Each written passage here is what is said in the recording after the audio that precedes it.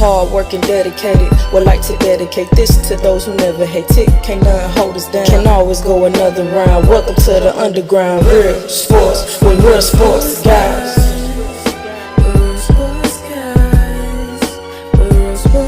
It's a flex that had his mindset, ready for whatever grind next. My mindset, working with the time left, hard working, dedicated. Would like to dedicate this to those who never hate it. Can't nothing hold us down, can always go another round. Welcome to the underground, real sports with real sports guys.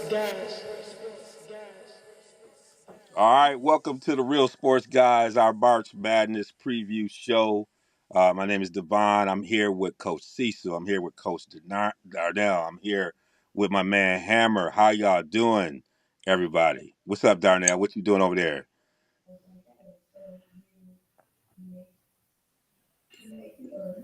Darnell, you like you into something else. I can't even talk to you. All right, Cecil. Coach Cecil, what you up? How you doing?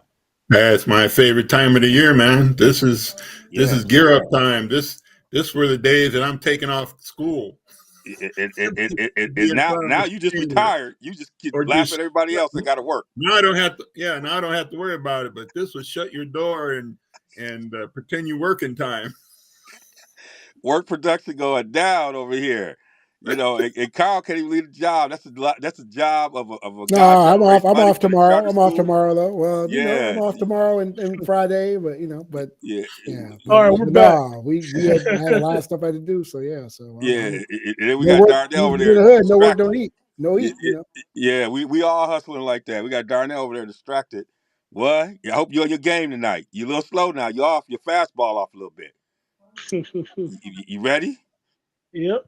All right, let's get into it. Most of y'all have been with us. Y'all know how we get down when it's tournament time.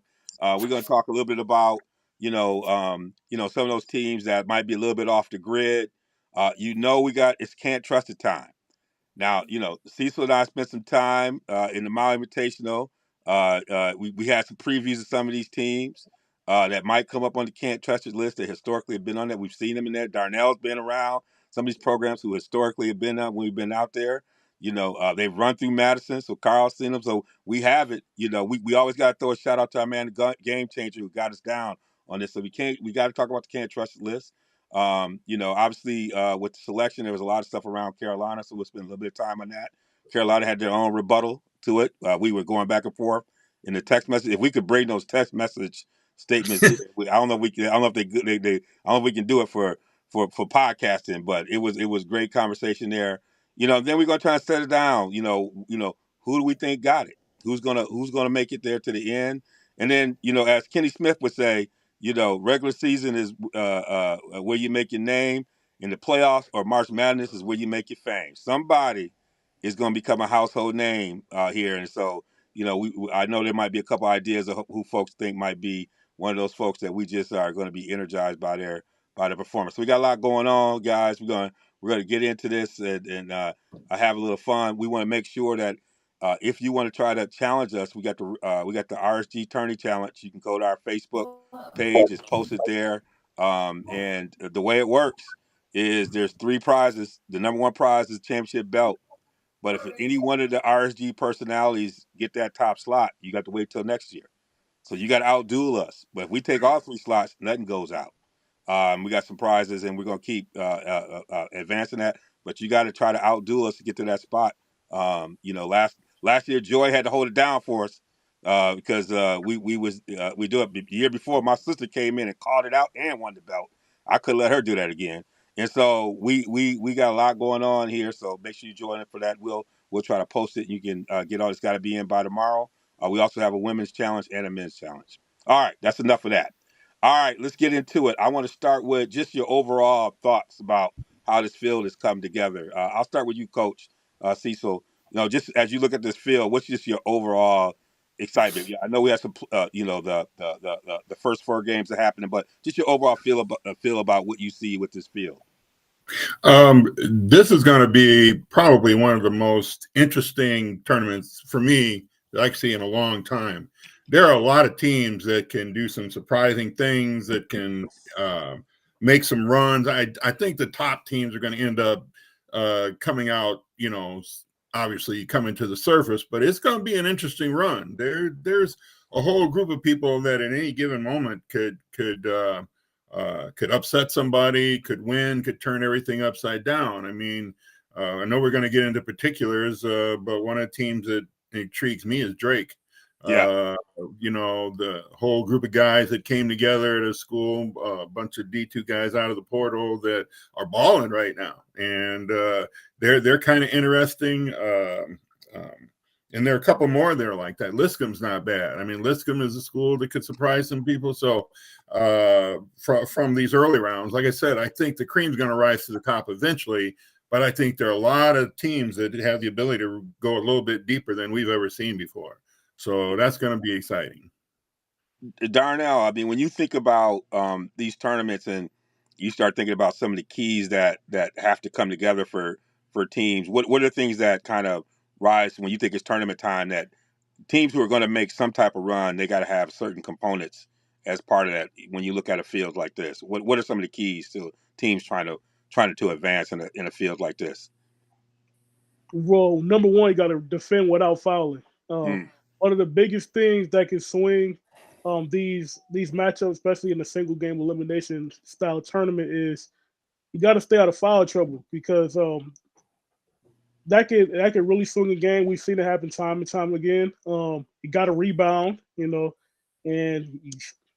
and quite frankly, you got to be lucky. Sometimes you do everything right, just the ball don't go in. So you gotta shoot the ball well.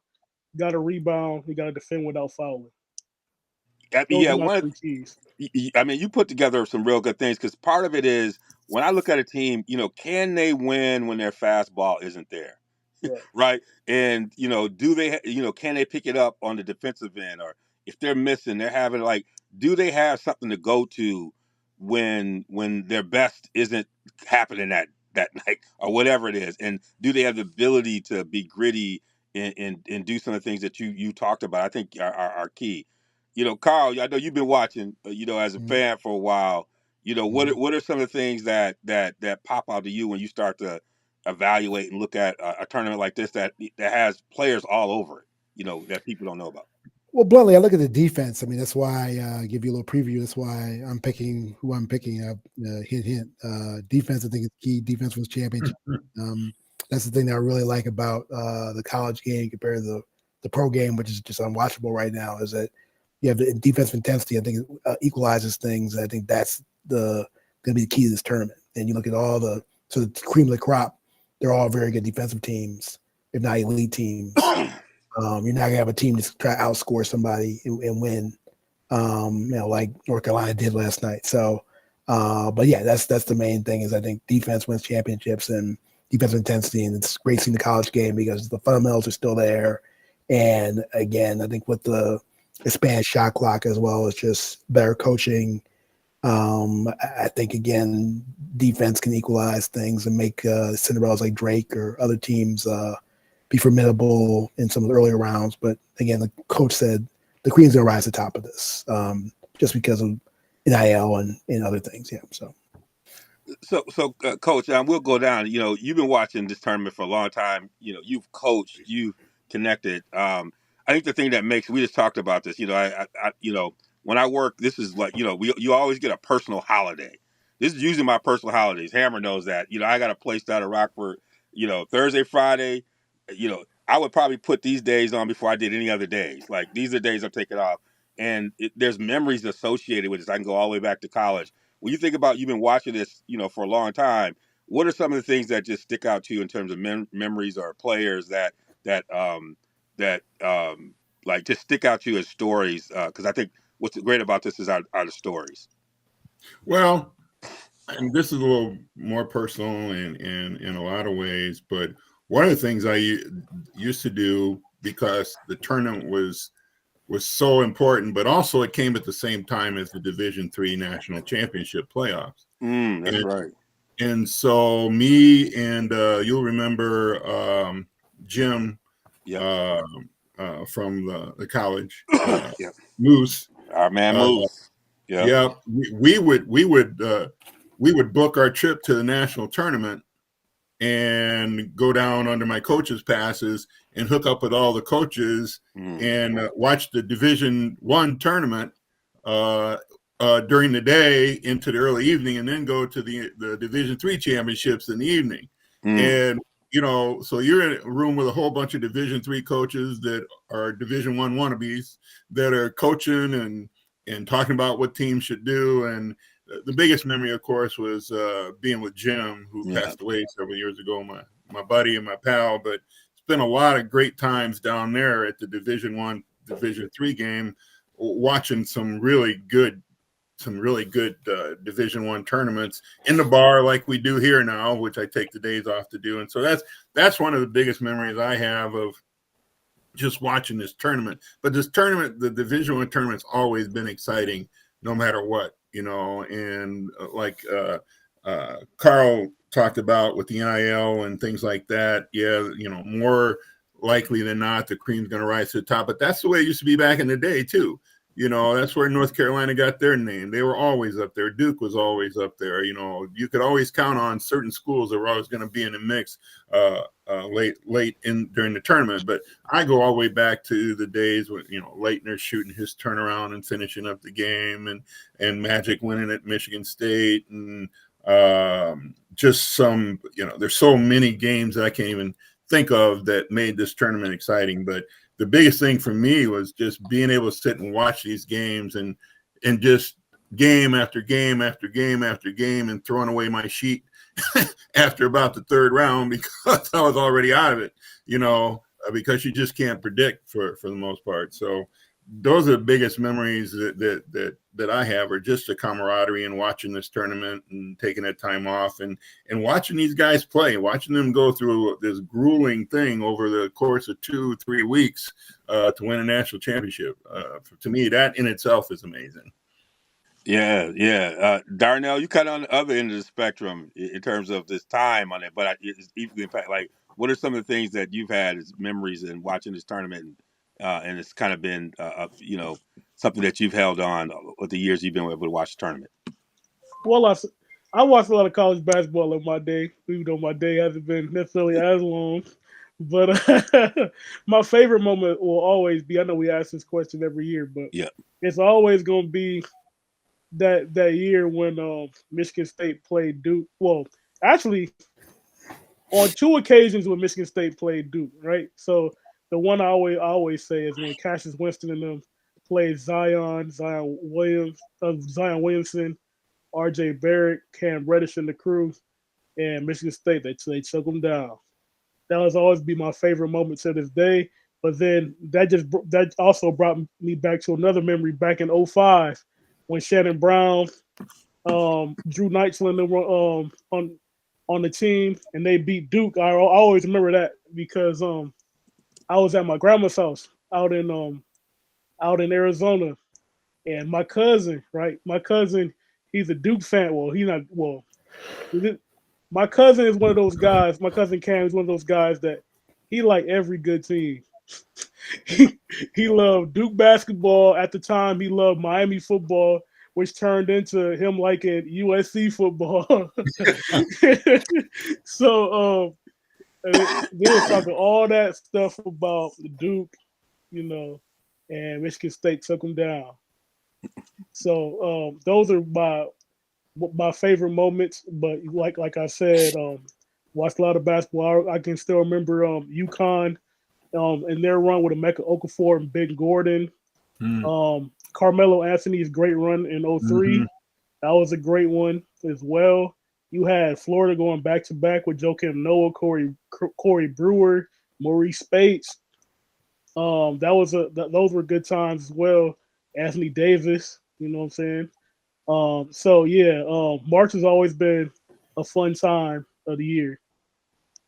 All right, Hammer. I like to start with this because I think, this has been a part of our lives. And I always like to start a conversation with this. So Hammer, I know you got some things. Man, I mean, I can't lie. The Duke memories are amazing. And then UNLV. It's just that's the thing. I used to when I was a kid, a little bit younger than Darnell, in the crib.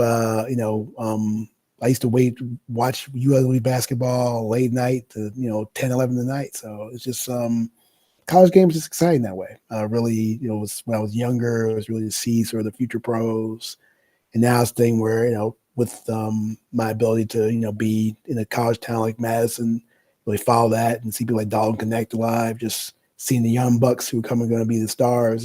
So it's great memories. Great memories of my alma mater. Stanford getting the Final Four, Wisconsin almost winning it all. Those personal memories, memories even growing up with DePaul, not getting there, but just enjoying them and seeing DePaul, trying to hope and pray they can come back and get some some respectability. But yeah, it's just the great moments from shots at the buzzer, Lonzo Charles, to just great times where again you're a kid again and you have 3 great weeks of wonderful basketball. So. Yeah, you brought that up. I love when Valvano. I just never. I remember him interviewing at the end. He said, "I'm going to name my kid Albuquerque." I mean, that was like that was just Valvano had me cracking up, and Tarkanian and those UNLV teams, and obviously, being a Michigan fan and growing up and knowing Glenn Rice and Sean Higgins and all those guys, and being there when they lost to Illinois at the end of the season. At the time, Bill Frieder announcing he's going to go to Arizona State, and Bo saying, "No, we're gonna have a Michigan man coach a Michigan team." And when he brought the guys to the podium, it's Steve Fisher, who had just kicked us out of the practice that right before the Illinois game, asking us about one of Cecil's predecessor over at Beloit, Bill Napton, who was head of the coaches association, and then watching them go on a run.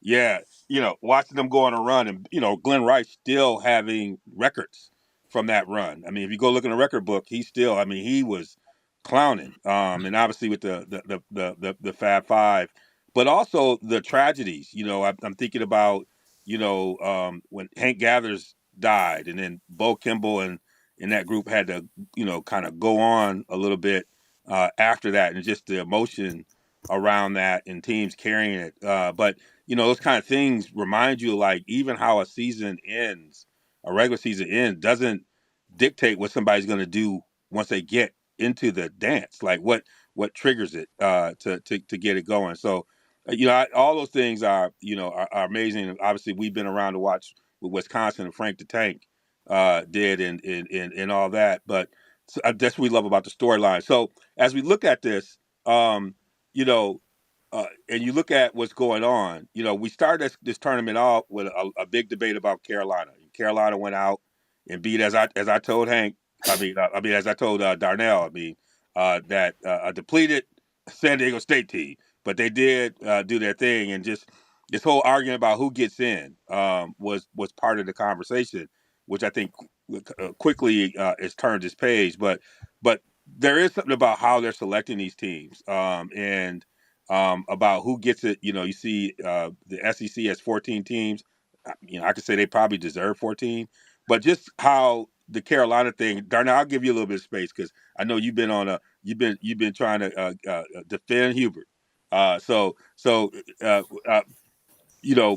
were your opinions around how Carolina got it? Because they seem to be usually there's a lot of debate. That seems to be like the only debate. That's one thing I will tell the select. I don't think there was much other debate than that debate, which is said they did a pretty good job.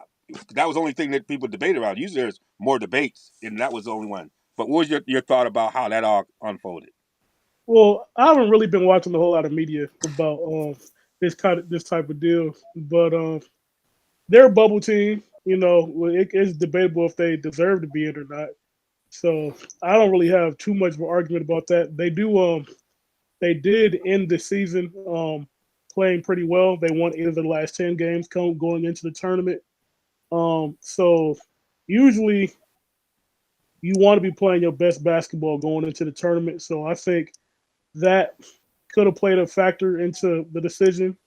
Obviously, name brand value probably played a factor as well, and a factor that is probably objectively is probably unfair, but it is what it is.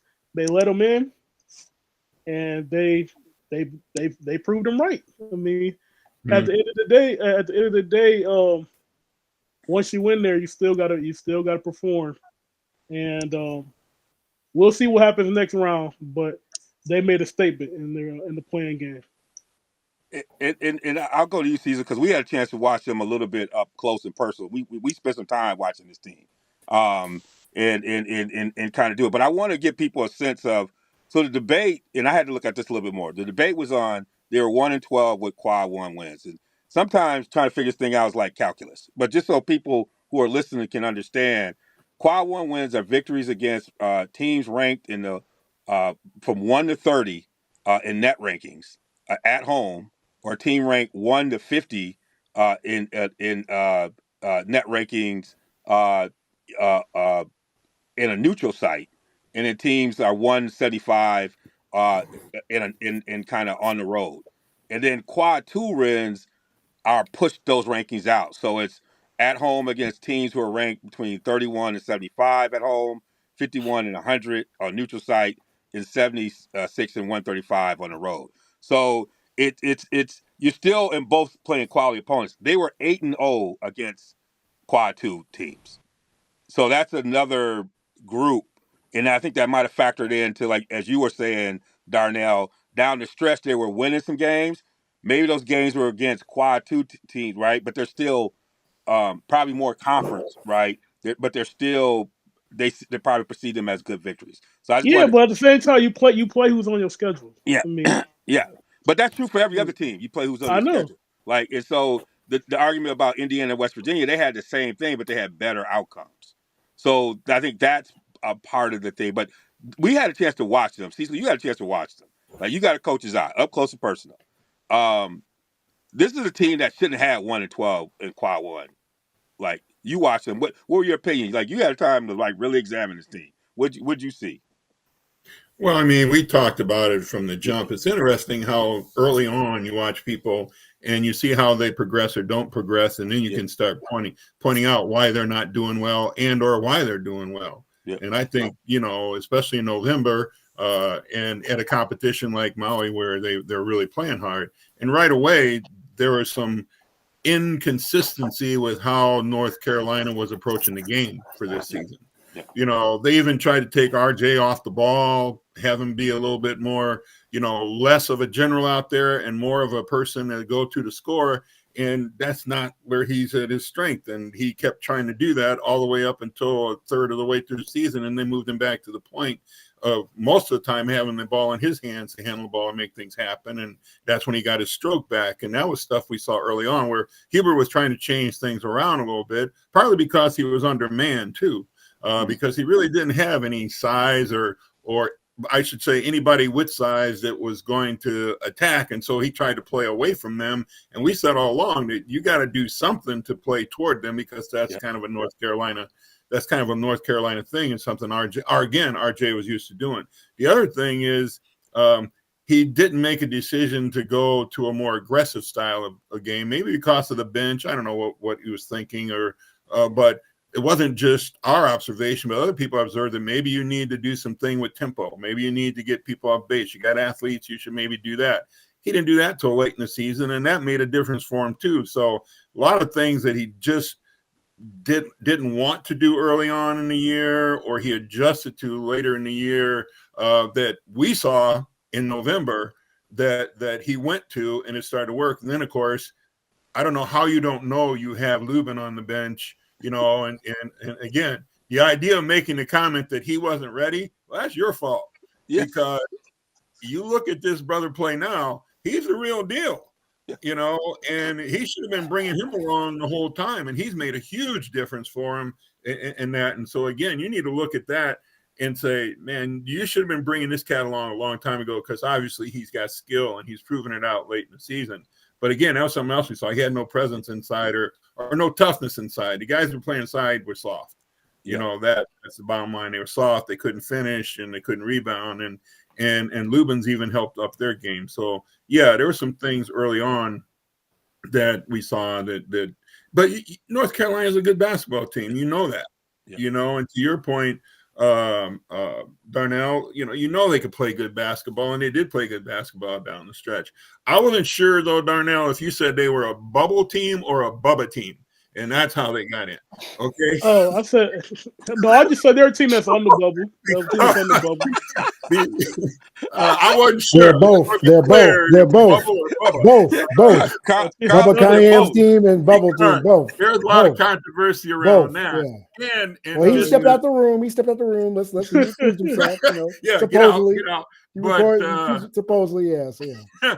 But that was another thing people kind of got their little ire up though. Is Devon, you explained about the quad 1 and quad 2, but people are saying, but we weren't, quad 2 wasn't a real consideration. Now we're going to quad 2, instead of looking at what everybody was kind of basing it on was the number of quad 1s, the number of strength of wins in quad 1.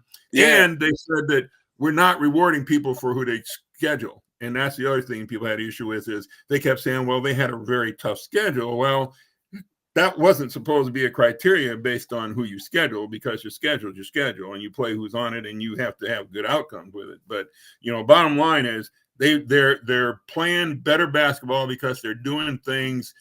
Can't say it any other way. If they should have probably went to earlier, looked at doing earlier, they've gotten better at doing that. Everybody's roles are a little bit more established, and so they're playing better basketball. Yeah, I mean, their thing was they had, you could tell they had elite athletes. And even though they didn't have the physical kind of girth, they could switch everything. And their teams had played that way. It was funny because we had just interviewed PJ Bowman, Dr. Bowman. And he played for Illinois. He said one of the things we realized early on is that we could switch everything. And because we figured out our bigs could stay in front of, at some point, you just got to disrupt, right? And I think they're playing a little bit more aggressive right now. So we'll see how that goes. I mean, they made their statement last night. We'll see where it goes going there. Hammer, as you start to look at your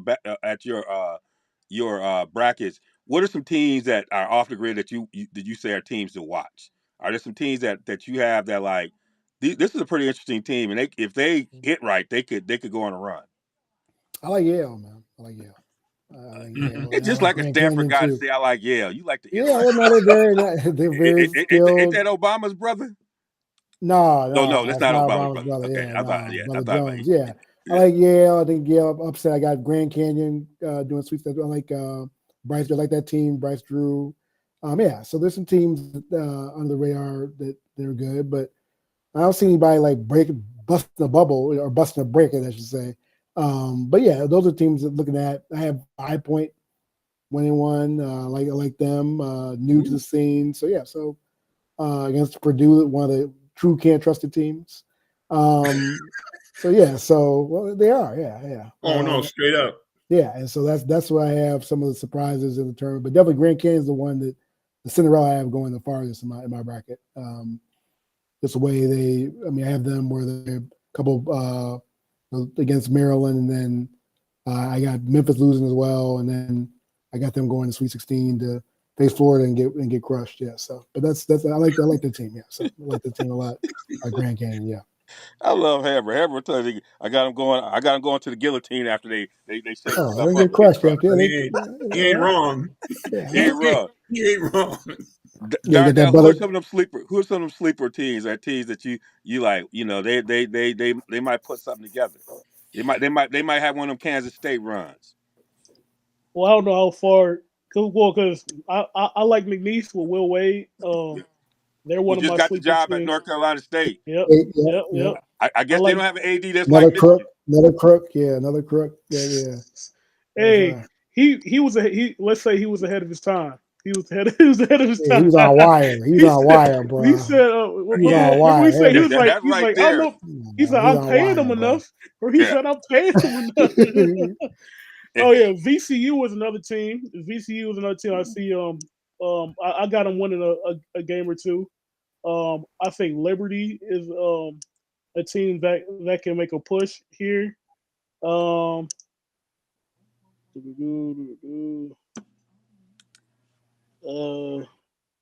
agree with Carl with High Point. I think that's about it though. But the thing is, I think we big upsets this year. That's I don't know. No, there's going to be upsets, but there's going to be, but the not thing, these. the thing about upsets are, if you knew where they would happen, they wouldn't really be big upsets. I can say, like for instance, people. I mean, I was very unpopular last year. I picked James Madison all day. People looked at me like, "Nah, Carl." I'm like, "Man, we're gonna lose. Watch," and we lost. I looked at everybody like, "I told y'all." I can't be a homer about that. And dude got coach. He's back in the tournament right now with Vanderbilt. So yeah, dude, coach, the James Madison coach. Yeah, so that's the things. But you don't see Darnell's right. You don't see the upset that everyone used to call and jump up and down about. You don't see that. You have to really look at it carefully because again, what Coach talked about, we talked about earlier, the NAL money. These guys getting paid a lot of money. They better win. Yeah, but I also think but money doesn't make you play better. It don't make it don't make you a better player. And I also think it's helped some of the mid majors. I mean, if you look at VCU, they got guys who were on Michigan, and these guys who played right. They played in other places against competition. So you got to really look at those teams. Dave's son, right? Yeah. So he got connects. You could be he got connects. His dad was in South Carolina, Wake. He got connects, bro. So I mean, that's a different thing when you got a cat like that who's second generation guy with contacts. He can bring somebody to VCU, and VCU ain't that bad. I mean, you have Grant was there, Shaka was there, Will Wade. There's some good cats. VCU is really the almost the stepping stone for other things. The team I think people don't talk enough about. Penn State is with VCU, right? Rhodes. Yeah. The team I don't think people talk enough about. I like if they can get it right because they got some guys who are veterans. They know how to play. St. Mary's. You talk about them. You got Marcelonis. These are kids. I mean, these are kids who are going to play. They're going to play Golden State Marcelonis. Yeah, I mean, Marcelonis. I got them going a couple rounds. I think they could give Alabama all they can handle. Man, I don't trust them. You talk about can't trust it. What about them last year? Yeah, but they got a coach. They had a higher seed last year and they lost, bro. Yeah, they might be better coming out of this seed, but I mean, I think they are. Yeah, I mean, last year. they got some big guys. They got some guys to play, and they know how to play. You're not going to scare them. They play a tempo. They play right. They play their tempo. That's how they can advance because they're going to play. They're going to slow it down to a crawl. Yeah, and the tournament can be a slower game. Yeah, the tournament can be a slower type pace, and you got to. And every possession matters. I mean, teams like Alabama are great, but they're not as. I don't think they're as together as they were last year. And jumpers don't fall the same way in a tournament. Your hands get a little sweaty. A lot of different things. Coach, who do you see? That's like somebody that a team that might sneak in and do some things. Well, you guys have hit on it already. Hit on a couple of things that are important, and it's always going to be the case is the matchups of teams. A lot of this is predicated around that, and like you say, if you can inflict your will on people. Vanderbilt is somebody that's interesting to me. I mean, they had some big wins during the course of the year. They seem to be getting better and better. I don't have them going too far, but I think they can be a surprise. I was kind of iffy about them maybe coming up against Alabama and maybe like somebody said, getting to Alabama, because Alabama, if they don't turn you over, they can't beat you.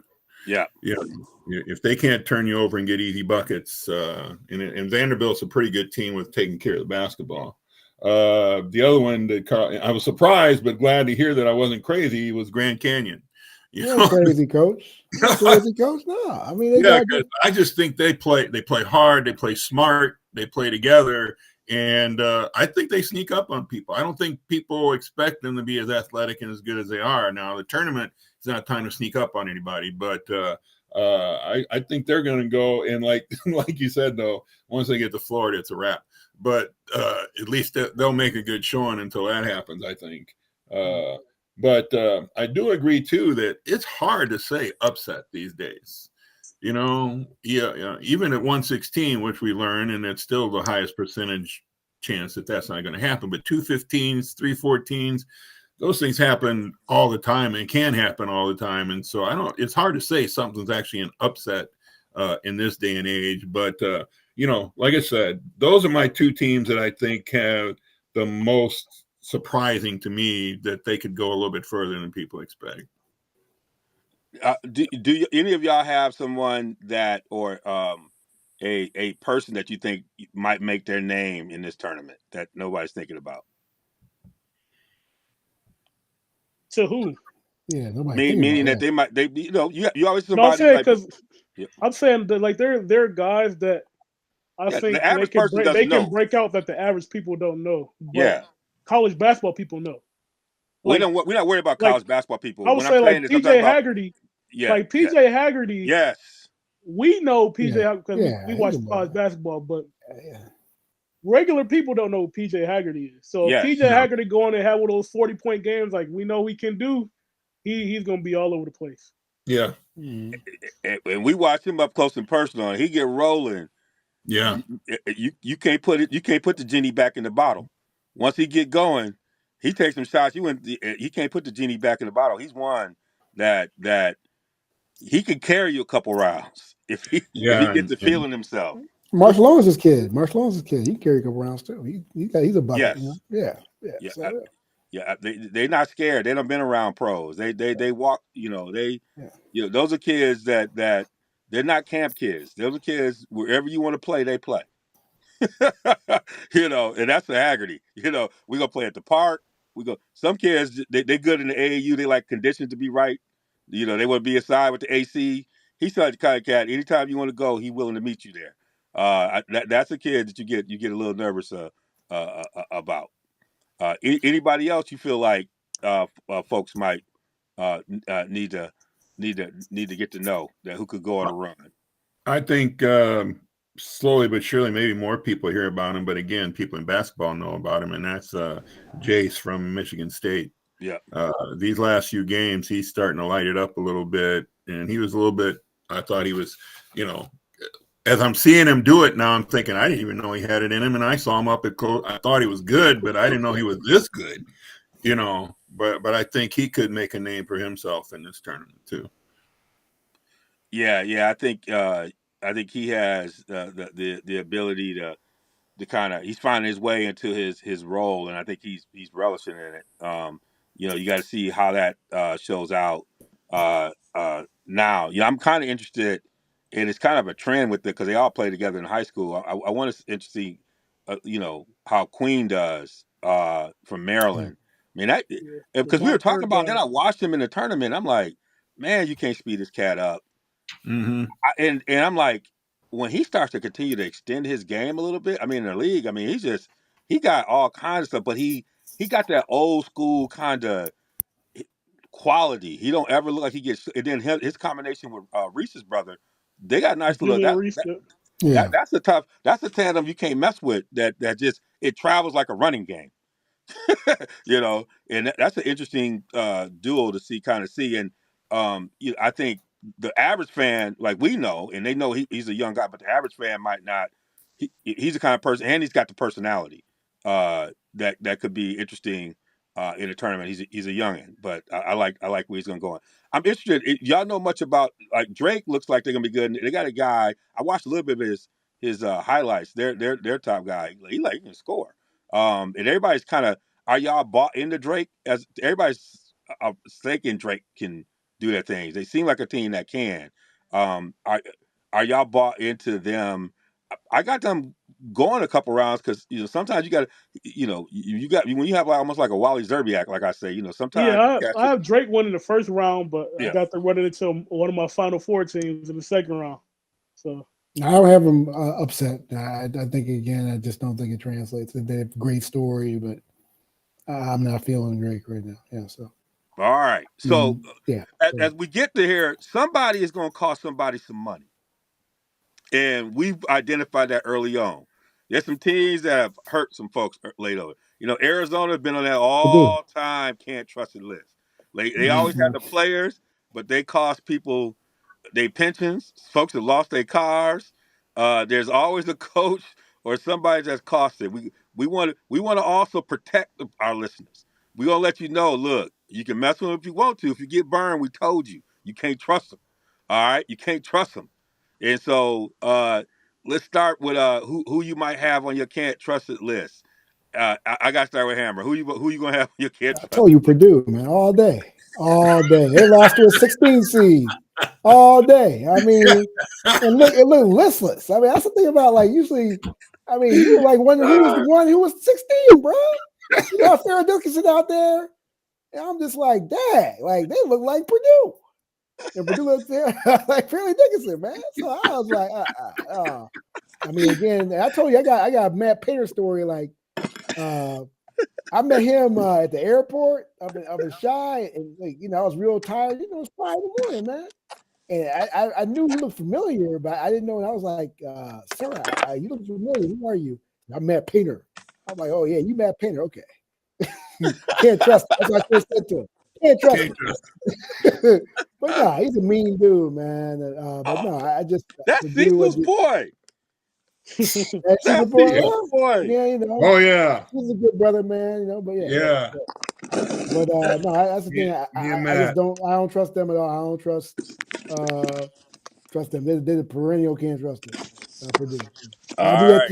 I knew that championship game last year. I knew like it was a wrap. They got the championship game. Like UConn's going to repeat, no question. It's a wrap. Give them the title right now against Purdue. They ain't beating nobody, man. No big game, man. Please. This brother boy. All right. So you got Purdue. All right, Cecil. Purdue. Who you got on your can't trust the list? You in here. Oh man, It's your it former player that brought the list to us. breaks my heart to say, but Kansas. I can't. No, I feel the same way about them. Like, and I'm with you at Purdue in Arizona, but Kansas is at the top of my list because I have lost more money over them over the years than I care to think about. I have torn up my sheets because of them more times than I could. My heart's telling me one thing, my brain's saying better because you can't trust them. Yeah, man. And now now we done met Self, and he's a nice guy. He warms on you.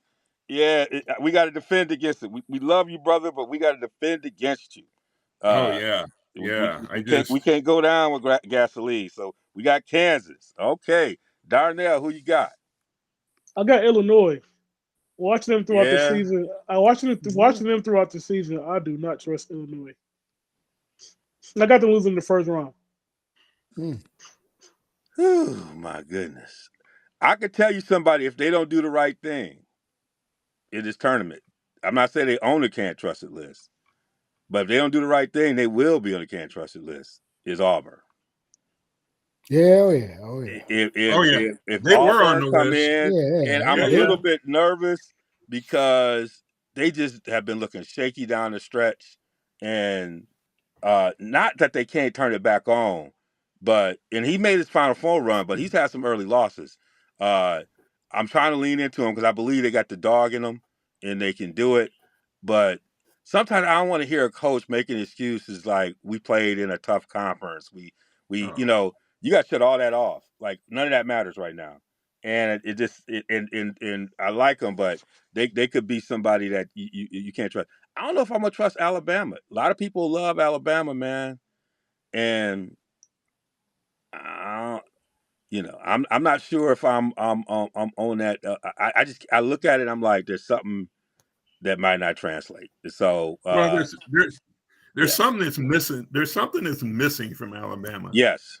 I mean, they had swag last year. Yeah. And they had an identity last year. And I'm watching them this year. I'm sitting there going, okay, where's Alabama? You know what I mean? They were tough on D. They ran the ball well. They rebounded the hell out of the ball. But watch them this year, a few games, is like they didn't know what they were doing out on the floor. There wasn't that intensity that you saw before. And I know it's just weird. Every now and then they turn it on, but and you think they would be legit, but yeah, they were strange this year. Strange this year, man. And so I'm not sure. I think they have a similar issue. I think they have a similar issue to North Carolina, to where when you have the established guard like R.J. Davis and the established guard like Mark Sears, and then you bring in another young guard, it can kind of mess up, the flow and like the chemistry, the way that things work.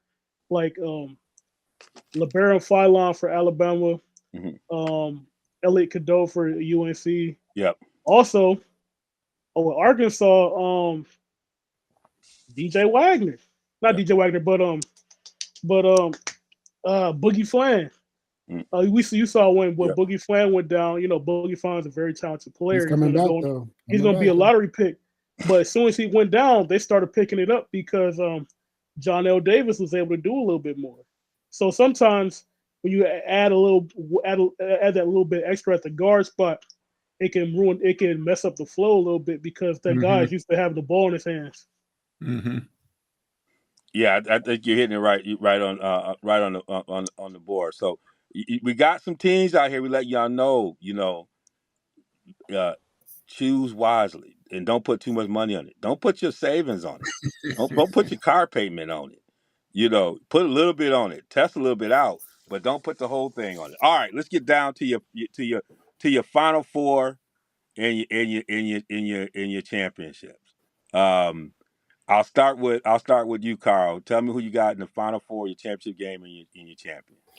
Well, I gave you clues. I think it's top heavy, so I got chalk in the Final Four. I got Auburn, Florida, Duke, Houston. I see the best thing. I tried to look at teams and possibly, or the Texas Tech maybe, but I just couldn't.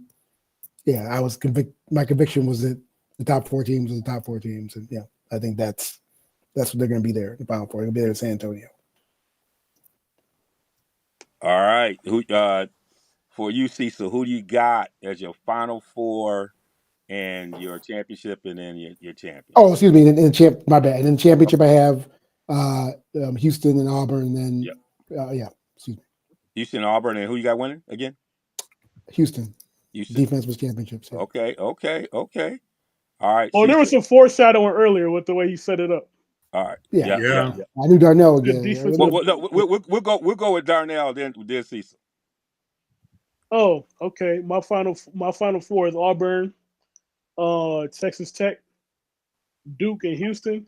My national championship is Duke versus Texas Tech with Duke winning. All right, Cecil. Ooh, Texas Tech. Interesting. Like Darn, I went like Carl. I went a little heavy, but I really like the way Michigan State is playing right now. So I had to go with them beating Auburn because I just don't like how I had Auburn early on. I was like you. I had Auburn, Florida, Duke, and Houston, but I just don't like the way Auburn's playing right now. They're not playing with much swag. They're playing with a little insecurity. So I'm going to go out on a limb. I got Michigan State, Florida, Duke, Houston, and then I got Florida and Houston in the final, and Florida winning. That's on the one sheet. On the other sheet, I got Houston. On the other sheet, I got Houston because I just like the way they play. But I just think Florida is